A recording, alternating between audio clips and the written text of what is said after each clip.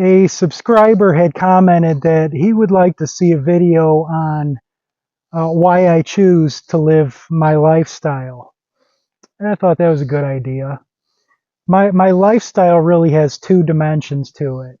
One is living in seclusion out here in the wilderness, and the other is being off grid, not being connected to any public utilities. So, as far as being out in the wilderness here, I've always loved nature. From the time I was a little kid, plants and animals just completely interested me. Everything about the natural world was just so magical, and that stuck with me my entire life. So it made sense for me that this feels like the place I'm most comfortable at. I'm really uncomfortable being in town, surrounded by tons of people. It's just everything about it is just so intense and overwhelming. I don't think most people even realize just how much all that noise from cars driving by and banging and yelling and all the stuff, people noises, it has an effect on you. Even if you've gotten accustomed to it and you don't really notice it, I think deep down it's still affecting you negatively. Where when I'm out here, it's just peaceful and serene.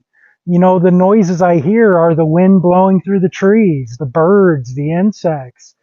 It's just calm and relaxing. And now that I've moved out here, when I do go back into town, I notice so much more those sounds and just overstimulation that you receive.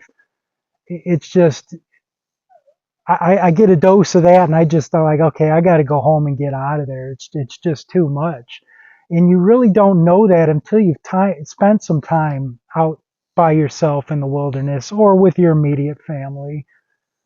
But all my best memories growing up were always from camping and hiking, going fishing, stuff like that. I just love being outdoors, so it was a natural thing for me to come out here. Also, humans kind of suck, right? So yeah, I have my individual friends and family and people I really care about, but I'm talking about just humanity as a whole. When I look around at the different things that people are doing, the direction that the masses have chosen to go down, I just don't agree with so much of it, and I don't want to participate and be a part of it. So a lot of people I hear will say that the world's falling apart. But actually, that's not the case. The world is just fine. It's human civilization that's falling apart.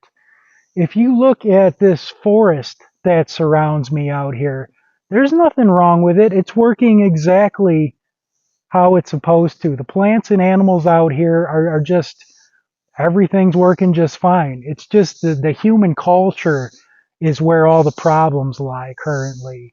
So for me, it made sense to distance myself from that I disagree with, what doesn't seem to be working to me, and spend more time surrounded by the plants and animals that are working out. I think that's just a healthy way. I mean, we're in good times right now.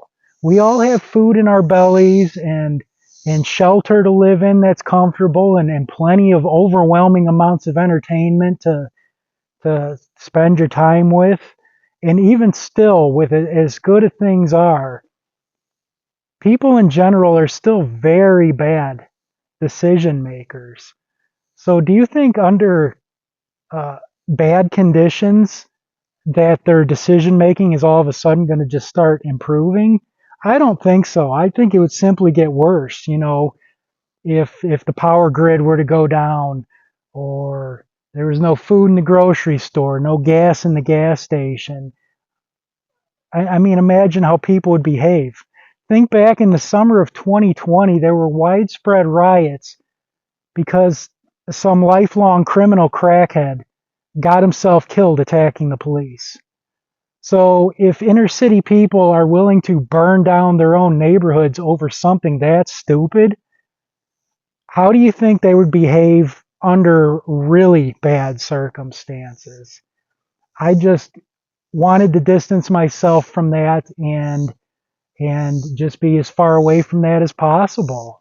You know, when you look at our clown world, it's somewhat entertaining to watch in a YouTube video from a distance. But when it's in your backyard, it's not so entertaining anymore. So even though I lived in what was considered a small town before, it was still just too many people and too many problems there that I just needed to get away from. And now I'm out here with a population of 1, and I love it. I mean, a few miles down the road, the nearest town is under 100 people. I could never go back to living in town after this experience. This is just the way I want to spend the rest of my life. And being off grid is something a little bit different than being secluded, because like most of the properties around me, all of my neighbors, even though they're secluded like I am, they're still connected to the power grid.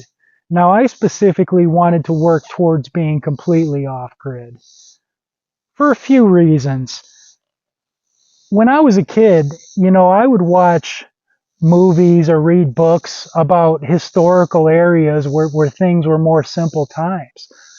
Medieval Europe, the Viking Age, the American mountain men of the 1800s. You know, there was just something romantic to me about the simplistic, primitive lifestyle, and I've just always been drawn to it.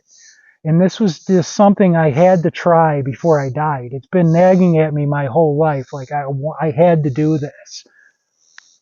And it's such a good learning experience too, for not only learning new skills, how you survive, how you get by, how you just figure out a way to make things work under harsh conditions, but also it toughens you up. You know, it just makes you a better person. It makes you appreciate everything so much more.